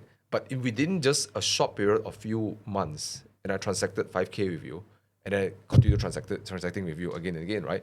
So I think that goes to show that if you get the fundamentals right, it doesn't need long to transform how someone view you, right? In marketing, branding, right? All that. Yeah. So and what I was really surprised was every single content you posted, you told me was 90% assisted by AI. Yeah. Right? Which boggled me because it felt like you writing. Yeah. Right? Every content felt like Felix. Like I showed my wife, like, she's like, yeah, this is definitely Felix. Right? This is how he thinks. Yeah. He's very blunt, straight to the point. Yeah. Right? In his explanation. Right? Very I'll say the word is not divisive, it's like there's a polarizing. Yeah, it's like A and a B, right? A and B, right? And that's how you operate. There's no right and wrong, right? But that's just we read everything. It's like, yeah, this is written by Felix. So when I met you and you told me that all of this are 90% written by AI, I was just like, are you serious? Like if that's the case, I could do it as well, right? Same thing. This same thing. How do I copy, borrow, steal, modify so I can use it, right? Yeah. It just occurred to me how profound the word submission is in this entire conversation. Like the pattern that I keep seeing again and again, that you are able to do that a lot of other people can't do. From your darkest moment to your gym, to like getting a coach and stuff like that, is the word submission. A lot of people just can't do that, but you can. And I really appreciate it about you, and something new that I learned about you today as well. So thank you a lot about that. And now it seems like you have come into this new phase, right, where you're mentoring other people to succeed in MLM. Did you decide to do that before or after you met me? We reconnected. Well, I always wanted to do it. But I guess, I always wanted to do it, number one. Number two was, I also felt that it's an industry that's very misunderstood. And the reason being is because, I think the answer was, sorry, to go back to your answer is more like, yes, I've been thinking about it. Already, yeah. But what was the point of decision? So I have a lot of like thoughts to do it. I have a lot of projects I want to do. I have a lot of things I want to improve my business. I want to do this, I want to do health, and do investing, blah, blah, blah, so on and so forth. But what really triggered was actually the envisioning process, right? So when you did the live envisioning retreat, I couldn't attend because I was driving in Thailand somewhere, but I bought the replay. But, I think this is where I know 90% of people will never watch replay properly, or 90% of people will watch replay properly. But the way I treat it was like, okay, you know what? I wake up at 5 in the morning, and 5:30 I make my coffee. I'm going to treat it like I'm there at the freaking seminar, right? So from when Felix says I start this time and end this time, I'm going to just give the same time I have in those recording, right? So yeah, I think that's what makes the difference, I guess. But the envisioning process, I can't remember what it was, but it was suddenly I have to confront I'm doing a lot of things, right? So the first thing that really changed for me is like when I started confronting and say, I got a lot of things on my hand, man. Like, how am I going to do all of this, right? Now, if I look at 365 days, like let's be realistic. The realisticness is that I can't do all of this. And I think I don't know what part about the envisioning process. You said something about like what's your 1-2 focus consolidation, right? And what's the 1-2 thing? And I was really resistant to consider. I was really extremely resistant. I think you probably face this with a lot of your attendees as well, right? Me too. You too, right? I too. It's probably the most difficult thing to It do is, yeah. because it felt like, yeah, I don't know what is it. It's like an ego or something. Like, can work out one. And it's like, I always get this like. That's why I'm very cautious of my optimism sometimes. When it comes out optimistic as a reaction, I always ask myself, like, where is it coming from? Why am I so optimistic, right? Can one is like, it's like driving a car, right? It's like, because I like driving, I like going to Sepang or try to drive the car to the limit, right? Is when you think can one, right? That's when you get in trouble all the time, right? So, you go into the corner, you're carrying a lot of speed, you think, someone's blocking you have to adjust. Can one, then that's when you kill yourself or you get in an accident, right? So it's like, so in that moment I was just thinking to myself, like, can one. Then I ask myself, how often do I say can one? Then I suffer, right? How often do I say it? Then I suffer. Then I say, you know what? Okay, let's play a game differently this year. Let's commit to a different game. Let's just do one thing so well, right? And then everything will topple. So you ask that question in the envisioning. What's the one thing if you did, everything will domino itself? And that's where my logic of like, no lah, this one nothing to do with this, this nothing to do with that, Then I say, you know what? Again, just submit. Just do it for 1 year. You will never understand something from just watching from the sidelines, right? So the one thing I always appreciate was like one thing you did with the what's that? The 31 indicators hero. Main character MC score, right? Yeah. So something about why don't you do something for a commit first? Then only decide later on after you committed, right? Because some people is always like, I'm going to juggle all these projects and see which one work, right? The opposite is, okay, you got all these projects, right? Which is the one you want to do the most? Do this one first, commit for 30 days, 60 days, then you decide whether you want to continue or not, right? Like, like we call it the bury the hatchet, right? Just if it works for you, great. It doesn't just bury the hatchet, move on in life, right? At least you know that didn't work for you, right? So yeah, so that I said, no, this year I'm going to do something different. Because if I look back, the few years I've been cruising, right? Because after my network marketing business was on passive income, I was cruising, right? So that envisioning process, made me think about like, yeah, every year I say I'm going to do all these things. And every year nothing really much changed in my life. Because I have too many things I'm focusing on. So you know what? This year I'm going to do quite the opposite. Right? I'm going to just do one thing. Which is I'm going to figure out how to build this whole network marketing training business, even though I have a lot of ideas how it should go, right? But it didn't work out exactly what I wanted it to be, but it worked out to be exactly what I needed it to be, in the end, right? The first 3 months was constantly like, I felt overwhelmed by AI. I was like, I don't know what the hell am I doing with AI? What's this stupid cloud thing? And this stupid coach that always talks back to me like that, right? So I was like really pissed off for the 3 months, right? But eventually I got the hang of it. And I was like, oh, okay. Yeah, but the point is, when I decided, I think the envisioning process helped me decided what's the one thing. And then I was really greedy to put the second thing in. So I put the second one is like, I want to be in ketosis, keto diet the whole year. But strangely this year has been, it's strange because not my birthday is December. December is a very special month for me. So last year, December, I was in Thailand.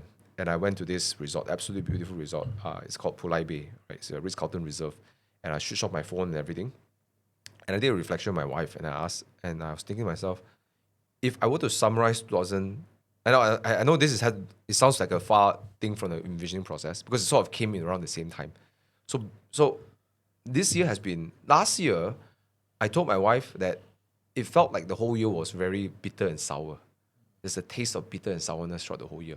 The funny thing was, it was financially my best year ever. My investments were great, right? My investments in crypto, in stocks, everything was doing really well. Gold, whatever. Gold at that time wasn't that great, but I was like, my portfolio was growing. My income was growing, right? And I was driving one of my favorite cars in Thailand, but yet I was looking back, I was like, shit, for that 1 year, it was actually bitter and sour in my best financial year. Then this year, in December, my same birthday, I looked back and I did my reflection and said, wow, this year actually has been very savory, right? It's savory. But I'm not saying sour is not there. Sour is there. But if you think of a dish, the most pronouncing taste is savory. Umami, right? It's savory. Yeah. And why I say savory is because I keep looking forward to eat it, right? So it's like seminars. I'm always like, when's the next one, right? when am I talking to my client? What's the mentoring session, right? I'm like, I'm always looking forward to it, right? So I don't know how to explain it, but this year has been, and it's because, I think it's because This year as in 2025? 2025. And I think because after that, it was my last stop before I go back to Malaysia. Right, that was the last. And when I got to Malaysia, I started the envisioning process. Right, and this year, because of choosing one focus, my year has been very savory. Because even though there were setbacks, the kind of setback make me want to like go after the setback and say, you know what, let's make this no longer, let's solve this problem, right? I look forward to solve it, right? Of course, I bitch and cry over it then, but I sit down with my partners and say, okay, how do we solve this, right? So it's like, I didn't feel like I was dragging my foot at all to deal with anything in my business. I felt so light. I felt like I was rushing into it. It's like every time I finish one dish, I want the next dish, right? That's what I meant savory, right? It's just inviting me to eat more and more. So I don't know how to explain that, but this has been it. I think the envisioning process Engaged. made me choose one thing. Maybe became obsessed over one thing. Just transform my whole experience for the year. Yeah. Right. And I felt like not only again it's one of my best financial years again, right? But it's probably the happiest time doing. And I know my wife told me like I've never seen you so happy doing work. Like last trip I did in Langkawi, flew in all of our high ticket clients. We spent 3 days together. We did a GSD session, so it's like 3SG is called Get Shit Done, right? But in our company, we say GSD in the hashtag. You decide what S means for you, but for me, it's shit, get shit done, right? And I was working from morning to night. Like I woke up at 7, I opened the door, say, guys, come. After we do our brainstorming and everything, next day is like the work day. I open at 7. I was working all the way until like freaking 11:30. Some of my clients rubbed off my energy. They were also working to like 1 in the morning. And then on the third day, we sat down. It's like, wow, we accomplished so much together. And then my wife told me like, I've never seen you so excited, so energized after working with all these people. Like after that, I was still buzzing. I was like really still buzzing. I was mentally tired, but I felt like my soul spiritually, I felt very, very rich, right? So to the point where even when I took my team out to Makan and we still continued staying one night, and we hang out, I was just still very happy. I was just so happy. Like I was thinking to myself, like, man, if I can do this for the rest of my life, right? Or let's say for the foreseeable future, I want to do it, right? So that's the gift of the envisioning, was that I allowed myself to fully pursue one thing. And I didn't know that it would become like this today. But I think, I've discovered something very important. So I have you to thank for that envisioning process. And the funny thing was you weren't there. That's the funny thing. You weren't there as a physical person. You gave me some AI tools, right? Right? Which fundamentally also spoke true to one of the emails you written was like, if you use AI well, it makes us more human, right? Because it asks the right questions, right? Because ultimately, it's us making the decision, but the AI helps us like give us perspective, right? Yeah. You were watching the recording of the physical retreat? Or would you physical retreat? Physical retreat, and my God. and then the instructions of every AI tools and stuff. Okay. I didn't use all. Actually, I didn't use all of it. Right. Okay. The one that helps me the most was the excavation thing. Yeah. That one was actually quite interesting. Yeah. Yeah. I just found out. I thought you watched the polished version of me doing the webinar. Yeah. But apparently you watched the physical. The physical recording was terrible. Yeah, it doesn't matter. It's like I just have a coffee, like just. Oh my God, I just man. pretend I'm there and just having a coffee, and just. The audio broke down. Camera shut out. Oh my God. Yeah. I was still on my. I was still doing journaling while the thing. So I was just treat like I'm just like there lah, right? What would I do if I go to a retreat like this? I'll have respect. my journals open, all right? Have my coffee, Yeah. right? Or whatever beverage I'm having. I'll be lying down on the floor or standing up because I'm very hyperactive. So I'm walking around the room. I take my laptop. I'm moving around. Okay. So I just treat like I'm there, right? Yeah. And then say like these few hours, I've scheduled it and say nothing's going to stop me from doing this except for this, right? Much respect. We're getting to the juicy part. What among all the different goals that you possibly could take? Why mentoring MLMers? I think network marketers are very misunderstood. Yeah. Because the bar to actually do well in network marketing is very low. Yeah, I say it like sounds insulting. You see, most people enter network marketing, they don't have a marketing, they have zero strategy. So, for example, the only strategy they know is how to fill people in the room, invite friends to come in the room. Maybe that sounds like a strategy, and then go for team meetings. I think that's all good, but marketing, right? Who are you targeting? What problems are you solving? Yeah. And it's not a difficult question to answer, and it's not a complex. It's probably easier than rocket science, or probably easier than frying an egg, right? I don't know. For some people, they find frying eggs very difficult, right? Or frying a sunny side up or scrambled eggs very difficult. But it's just, yeah, it's so misunderstood because they don't have the fundamentals of a business. Every business that succeed, who can or any business that can survive, must understand who are they serving, right? And how is it to serve them? How to reach out to them, right? But in network marketing, sometimes you get the advice that everybody is your prospect. Everybody will make money, then recruit everybody, right? That my company was like water, right? So everyone drinks water, so everyone's your prospect. It's like so because of that, they are fundamentally misunderstood because they go and try to pitch to everyone without understanding your needs. So it always feels like you're being what's the word for it? You're sort of forced, like someone shoving things down your throat. So a lot of people hate MLMers because they are always trying to think about, I have this thing and it's good for you, right? And why I want to help network marketers is because they do this not because they are bad people, not because they're egotistical. It's just because that's how they've been taught, right? It's very sad, right? Because these people, some of them invest big amounts of money, time, effort, energy to this endeavor. But they just don't have the fundamental question of like, what is it are you offering? Who are you helping? All right? It's just answering a simple question like that, right? And I think because of that, network marketing has a very bad name. And for example, like, okay, let's say someone sells some sort of health supplements, which is very common in network marketing. The biggest portion of network marketing and MLM is always health supplements, right? So rather than thinking everybody needs supplements and trying to talk about how good my company is and my product, which you probably experienced before, right? People come to you, they try to pitch you and kind of tell you, impose onto you why my product is good or why my business is good, right? But I think about like, okay, what problems can your supplement solve, right? Okay, if you can solve this problem, okay, how does what kind of pains they have, right? So it's like a frustration of you constantly watching these patterns unfold, and you know that it doesn't work, but people keep doing it. Yeah, and it's not difficult to fix it. It's not. It's very simple, right? Yeah. It's very simple. Yeah, so that's what got you. Right. So it got me really like right, frustrated. Right. It's like it's very simple, and I think that that's why suffering doesn't have to be necessary, right? So yeah, but the other thing why I like it is the other selfish reason why so one thing is that I don't think it's that difficult to do well in network marketing, so long as you have the fundamentals of sales and marketing, right? Just like you don't have to be, genius intellect level sales marketing. You just need to understand basic things. Yeah. Right. And I think the other part of me why I do this is I really enjoy bringing greatness out of people. Right. It's like if there's one thing that I love is to watch people. It's not about how much money they make. It's like to see them being great. See them more of themselves. I think being great is just being more of yourself, actually. So when I work with clients, when one of my favorite course to run is called Charisma Academy, right? It's called it's a speaking course, but of course it's more than just speaking, right? Because how you show up, because I believe that you need a good offer, you need to have good marketing, but how you show up makes a big difference, right? And but if all these three things, then you're like walking lead magnet, you're walking recruiter, walking sales marketing machine, or you can do anything. So the third part is the one I love the most, is helping people be more of themselves, right? In an empowering way, because they choose to. So how do I say this? So when I watch people become really great, right? I think, I don't know, for me it's just like a drug.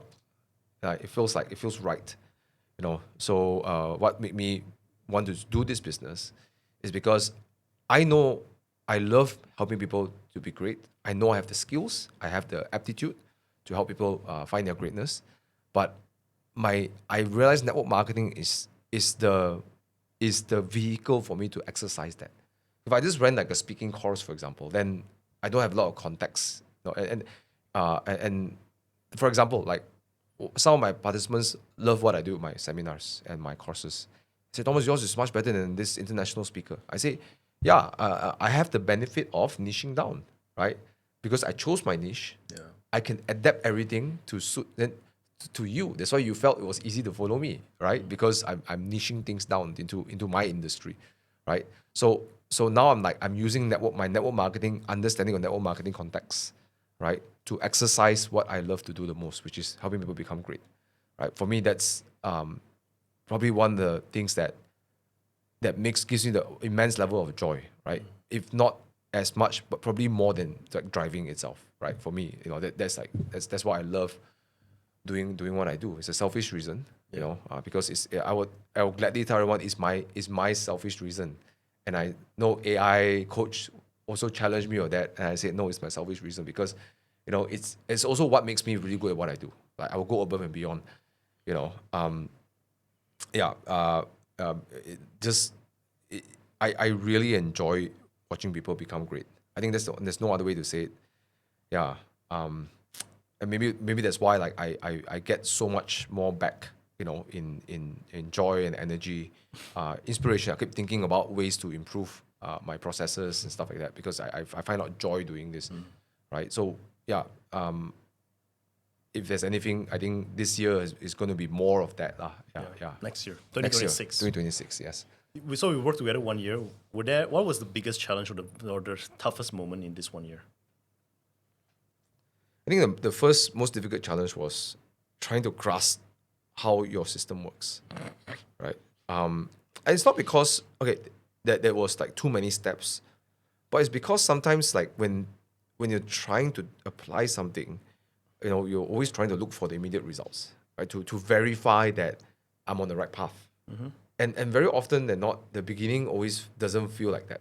The beginning always feel like when you do a lot of action, then it's like, where am I going? Where am I going? I don't understand, right? Yeah. And just like feeling stupid, right? I'll be honest, like feeling stupid was probably the hardest thing to confront. I felt like I don't know how to use all these things, right? Yeah, that was actually the most challenging part of the ACF journey. Yeah, because I must remember I've never touched ChatGPT. Yeah. The first time I ever touched it was the envisioning process, and I had to do that the custom GPT. And for the first time ever, I saw that you run out of credits, come back tomorrow. Right? I never experienced that. I'm like, what the hell is this? I thought ChatGPT is free, right? Yeah. So I got pissed off at ChatGPT as well, right? So then I understood the whole model more and more. Yeah. That's very good data. Interesting. Yeah. So I guess for me it's a bit different than others because like maybe some of your clients have already touched some sort of AI. I have never. I was like, AI is useless. AI is like this. Like so for me that was the most difficult part. Okay. Right. Cloud, Notion, and all that. Like it's just like things I never used in my life before. Yeah. Okay, clear. There was a time where you came to me because you were figuring out how to align your car content with your new. Can you tell me more about that? What was going through your mind at the time? Yeah, because I'm really established myself as a car sort of like content creator, right, in Malaysia. It doesn't pay me huge amounts of money, but it does give me a nice steady income, right? Which is not significant compared to my. I mean, money is money, which is great, right? I get to make money. One thing I like about making money that way is like I actually enjoy making money that way in that sense. So yeah, I was having a struggle that I want to start this business where I help people improve their own marketing business, but also known as a car influencer or car content creator. So I felt like this is like I have to like create two different personalities, right? So that was also the second thing that was difficult in the ACF journey was like I got two, but I think that also dragged me in application. Like because the first few months was like I was dragging my foot, right? But I took in some of the things and applied in my own team, and I was like, this thing works, right? This thing actually works, right? But then I was still like stuck in between both. Yeah. That was actually quite difficult. But I think after a few calls with you, I was able to identify that hey, you don't just consolidate everything, right? So for example, I think what you were trying to say, what you taught me was very simple. Think of it like it's all the way from here's how I make money, right? I use network marketing. I train people in network. So it's like different parts of my journey. They can jump in anytime, right? So there could be somebody who is like watching my car content and maybe they're interested to make money. Then they can jump in at any point of the journey, right? They can come to my seminars, right? I got people who come to my seminars who don't have a network marketing company, right? And they come because they saw the methodologies, they saw my emails, and it's like, oh yeah, I'll join, right? And then eventually, they might join my business or not, doesn't matter, right? Right? But they start purchasing things from me, right? So I think what really helped was, again, it's an effort of choosing something, choosing again, like saying no to other things and choosing one thing, right? Yeah, and the more I tried to like maintain 2-3 different kind of personalities, the more conflicted I became. Yeah. Right. Yeah. So now I think what really freed me was, I don't know when was it, but after that phone call, I consolidated to one one newsletter, one identity, and now but because of the consolidation, we started to open up newer channels, right? It's strange. It's like quite a juxtaposition, but it actually works right now. So for example, now I have anything to do with sales, mindset, network marketing goes to one channel, but it's also like tagged with my main channel, right? So now it's like everyone start to see me more as the car guy and the sales guy, right? Sales and car guy, right? I'm good at car, and I also I can talk about sales and marketing, right? So yeah, I started to now build that brand. So it's strange. Like the moment I commit to one, then it started to have more clarity. I think it's always like that, right? It's just committing and focusing on one thing. Yeah. What is the total amount of revenue that you've gained from this new offer since we started working in USD? Let me see, 60. I think if I am, okay, I don't have the exact numbers off my head, right? But it should be in the ballpark of 140 plus thousand US dollars. Wait, more than that. No, wait. No, that can't be because there's just 2 events. There's 3. 180 plus thousand to 200,000 US dollars is roughly around there. Yeah. No, 200,000, yes. Yeah. Yes, I remember now, 200,000. Definitely not the numbers guy in my company. Yes, around 200,000, yeah. 200,000 US dollars. Yeah. In just 1 year. Yeah. Actually, less than a year. Less than a year, right? yeah. Because the real time I kick off my first attempt to sell my programs was actually in March only.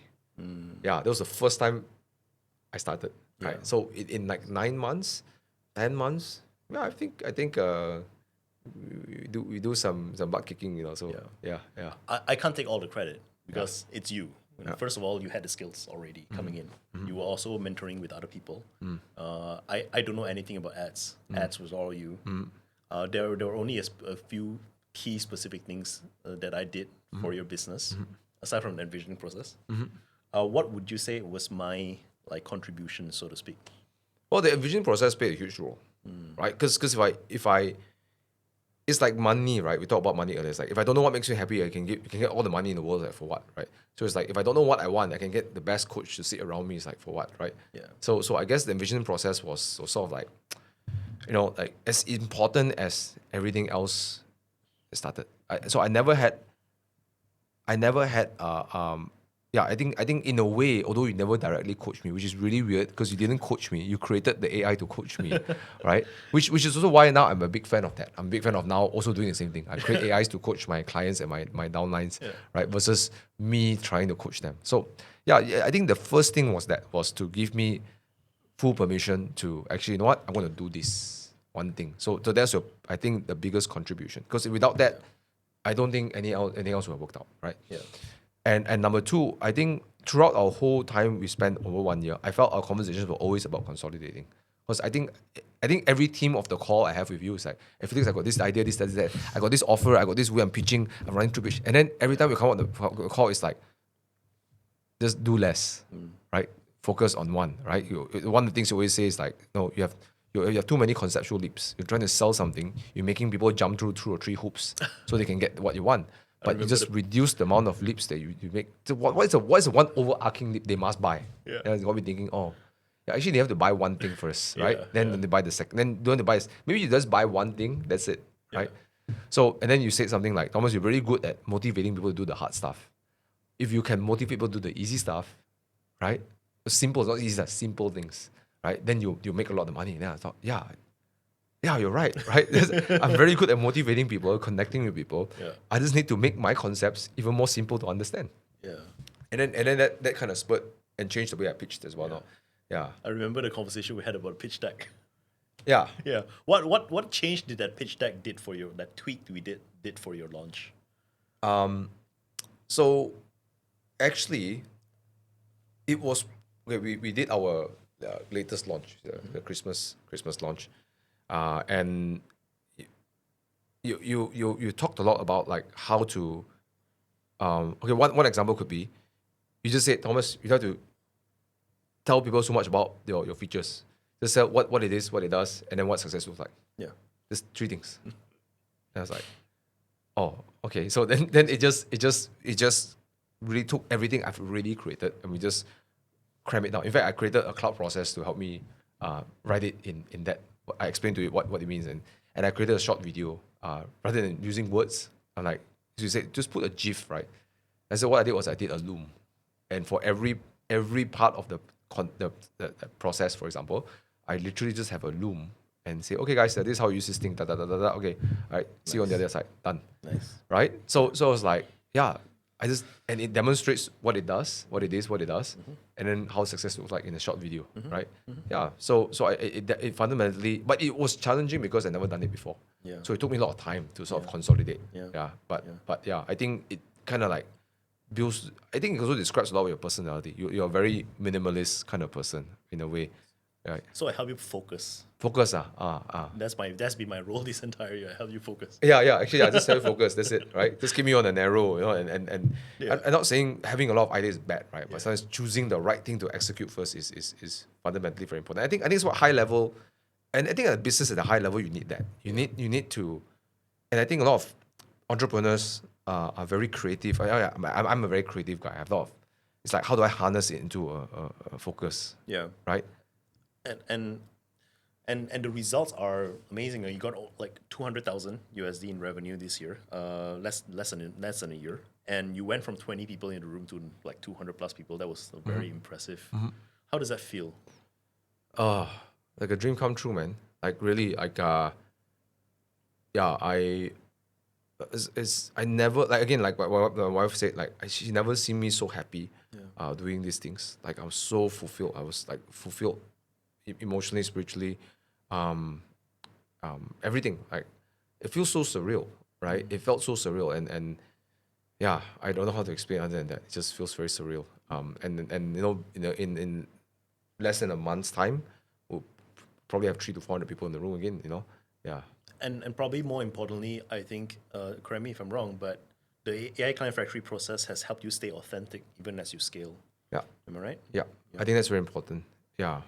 A lot of people think that AI is going to help us seem less authentic. And at least in my own experience of using ACF and my experience of using, of coaching my clients, I actually think that, AI is not going to make us less authentic.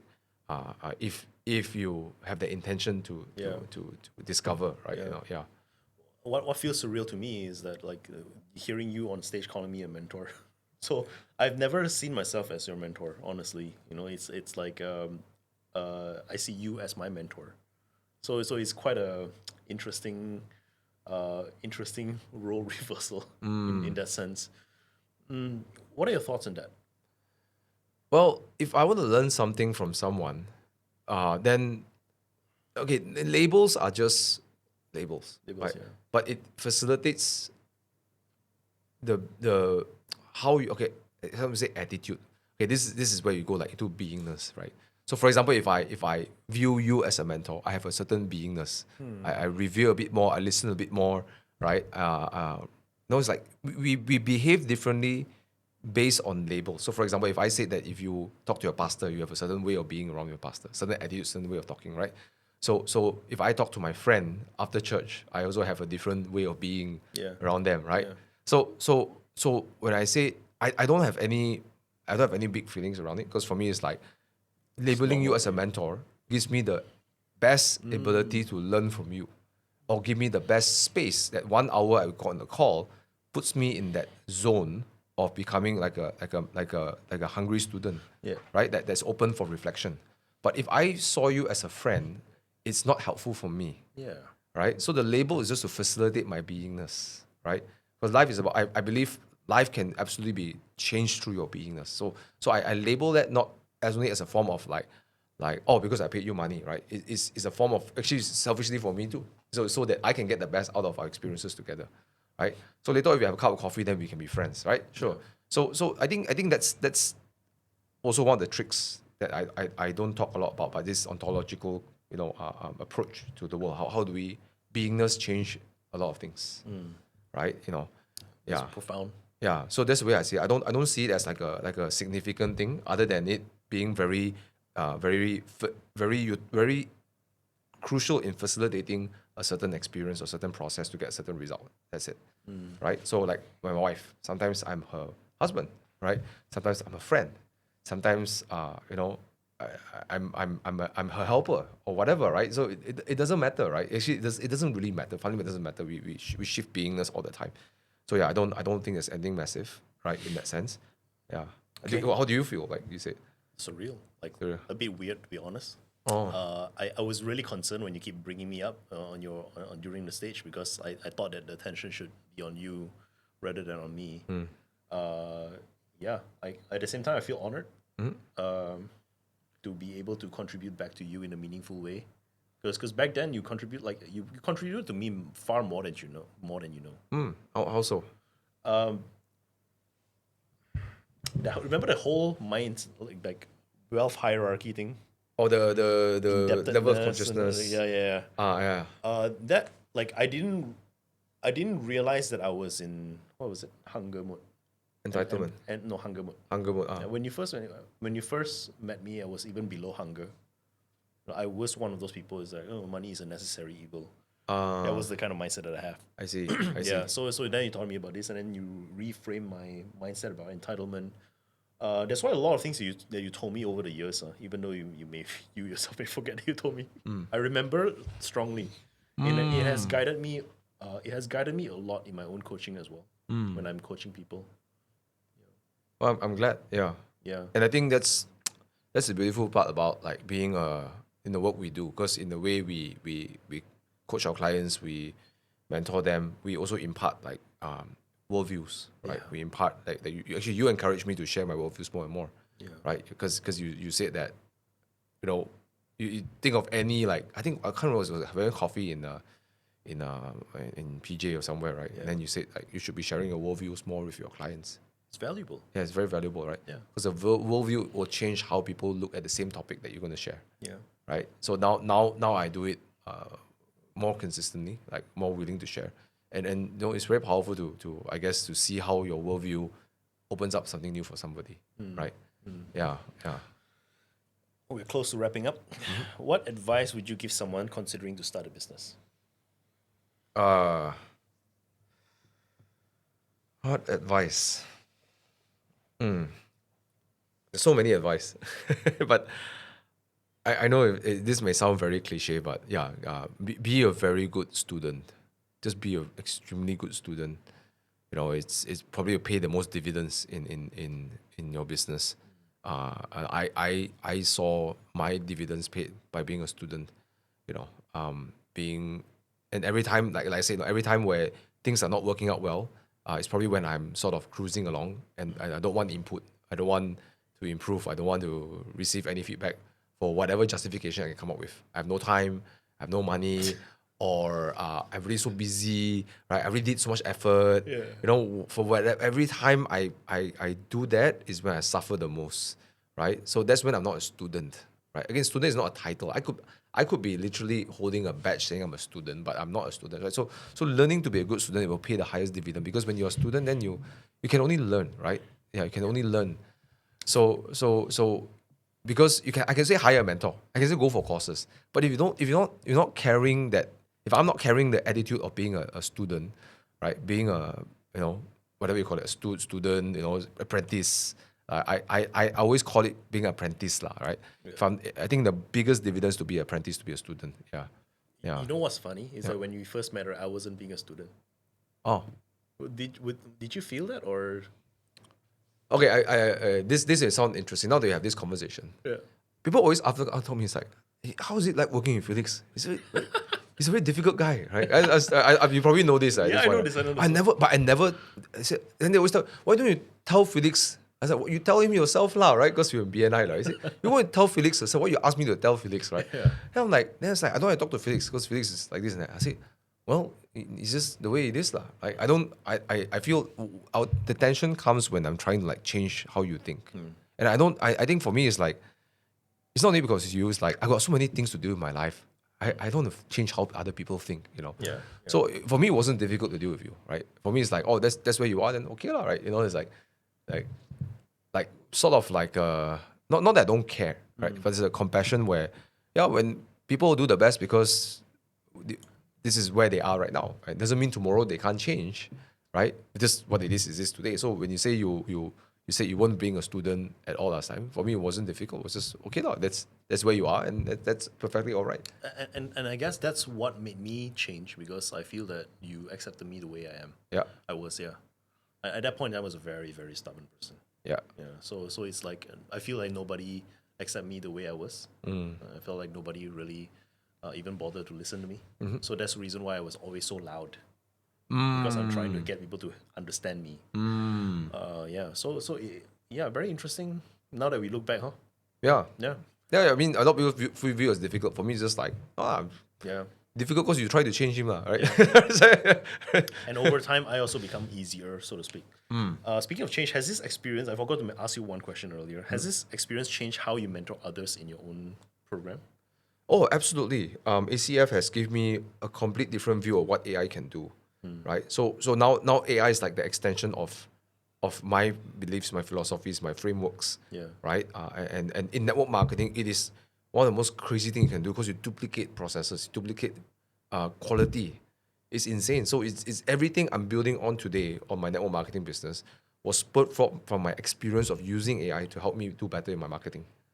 Right? So yeah, I mean, if you ask me this question, like how this experience has changed everything. It changed everything, right? And I think sometimes to learn something, at least for me, because I'm more, but I think it's maybe applicable for most people. It's like to actually do it, to actually put yourself in the process, to understand, oh, here's how AI works. Like, oh, here's what marketing is. Oh, here's how it's like to receive leads without actually doing much work, right? You know, you have to experience it first, you know. So that made me very good at building my own AIs now.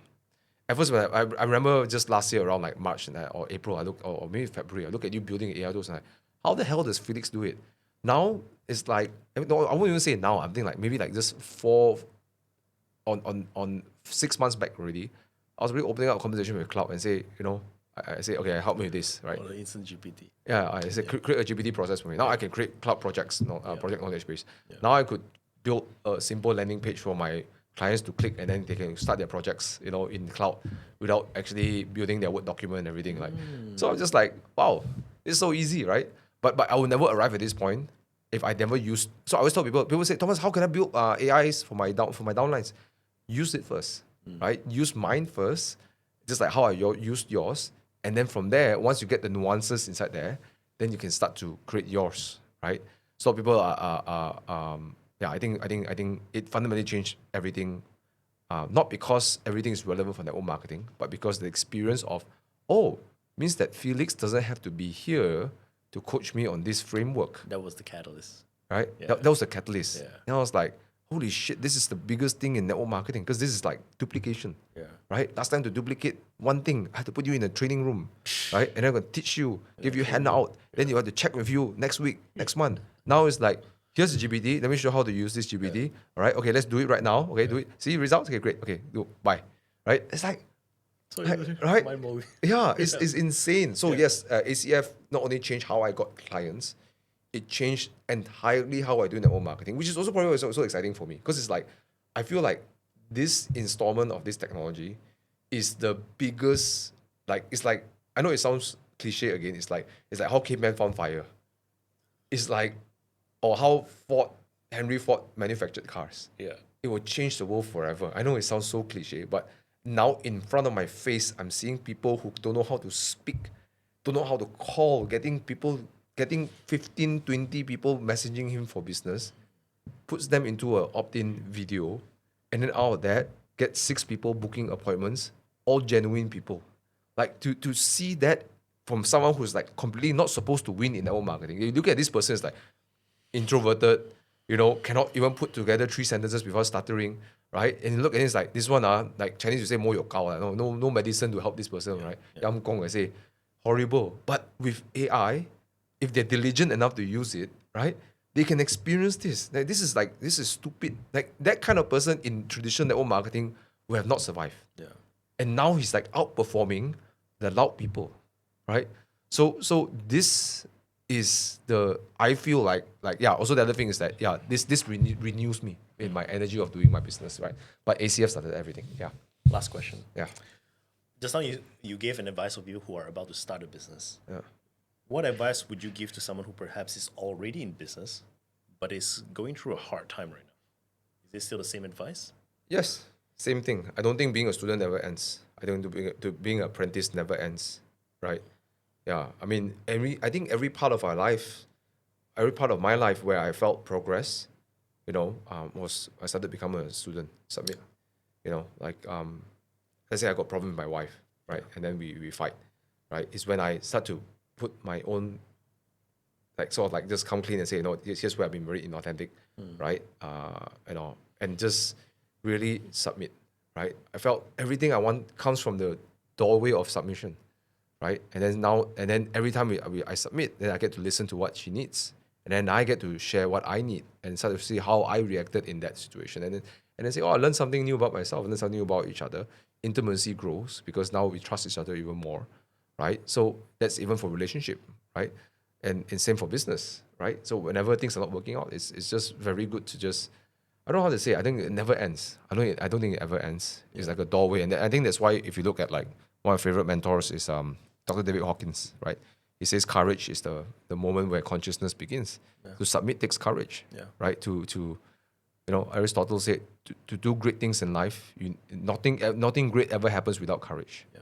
right? So I think that's what it is for me, lah, right? So if you are starting a business, already in the business, and things not working out your way, then are you hiring a mentor? Or I think that's the next most important question. The first most important question is that are you ready to submit, right?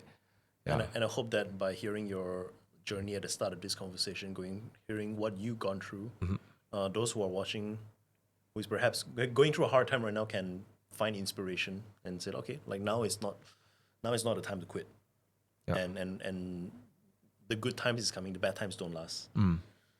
Where do you see yourself at the same time next year? Wow, we've got so many plans. First of all, we want to run larger events, better events for sure. We can make a lot of improvements. But I think, I don't know. I don't have like a specific like vision. But of course, the only can see is like larger events, more awesome clients, and this may be like spilling the beans a bit too early. But one of the things I want to do is that I want to be able to build my licensing model for my education / trainings. My wife's helping me tremendously in that, documenting everything I do. So, hopefully one day, the vision is not only to do well as an education company myself, but to actually license everything I teach, right, into modules that I can sell to trainers to train in their company, right? So, So, yeah, I think that's the best way to think where I want to go. Maybe that's a 2-3 years plan, but we are already preparing ourselves for that. So we're scaling up. Yeah. So one of the biggest goal that scares the shit out of me is like I want to have 1,000 people in the room, right? As I declared, I want 400, and one of my other mentors, she said, Thomas, why not 1,000? I said 800. I said, why not 1,000? Like, I said like it was a lot of logistical. Then you learn, no, right? It's like, yeah, you're right. So what if you can get 1,000? Then you learn something about getting 1,000 people in the room, lor, right? It's like, right? It's like, okay, you know what? Let's just do it, right? Right. So and now I see like that the focus of this year actually is not just about the size of the room, lah. Actually, my focus this year is funny we say this because it's a full circle now to envisioning process. It's actually to coach 2 of my team members who are the closest to me, to be the best in Malaysia in this industry. It means that they are so good at what they do, they will constantly be offered to go to other teams, right? And I know they MLM? no in my this training business. Okay. So Simon and Con, right? So Simon's handling all the ops and just handling the ops, the customer experience, everything, handling automation, everything, so on and so forth. I want them to be the best in what they do, right? So my job is now to turn my coaching inwards to support them to actually be good at what they do, right? It's a new process, it's a I new can thing. see that. Yeah, but I know that if I can do that, that's how I'm going to reach to that 1,000 people. Yeah. Right? Because I get to see their greatness. I get to see them shine, see them make money, see them grow, right? So that's going to fulfill me as well, right?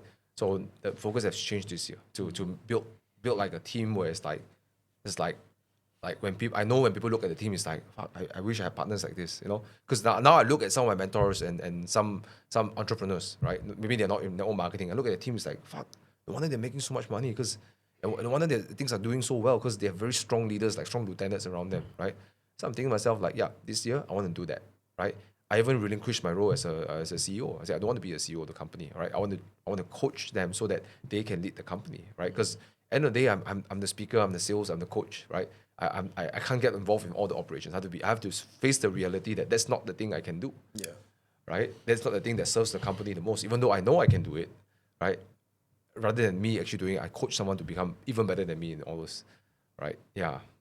But yeah, that's the I think the vision for this year is to build a team around me that you know that my former self will look at the team and say like, man, where do I find these people? Like this is like God sent, like yeah.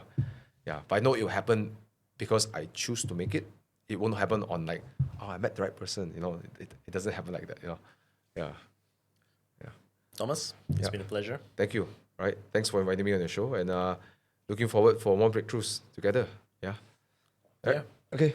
Cool. Done. Done.